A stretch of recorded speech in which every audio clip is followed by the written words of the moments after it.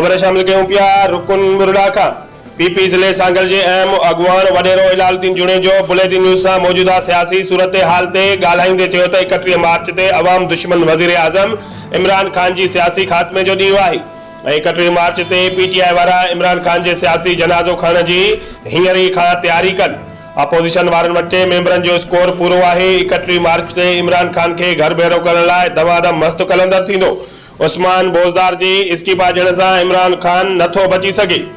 मुल्क जो अवाम हाणे खेसि हुकूमत में हिकु ॾींहुं बि ॾिसणु नथो चाहे, छो जो इमरान खान जे 3 सालनि जी हुकूमत दौरान मुल्क जे अवाम खां 2 वक़्तनि जी मानी खाइण वारो हक़ बि खसियो वियो। इलालुद्दीन जुनेजो चयो त असांजे ख़ानदान ज़िले जे अवाम जे केतिरनि ई ख़िदमत कई आहे, उहा ज़िले जा माण्हू बहितर ॿुधाए सघनि था। हुन चयो त ज़िले अंदरि पीपीअ में का बि ग्रुप बंदी न आहे।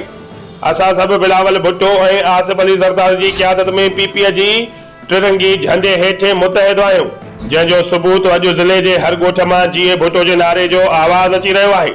असां पार्टीअ सां गॾु आहियूं। ईंदड़ चूंडुनि में संजोरो समेत पार्टी जंहिं तक तां टिकट ॾिनी उतां इलेक्शन विड़ी कामयाबी हासिल कंदासीं, छो जो ज़िले जो अवाम असां सां गॾु आहे।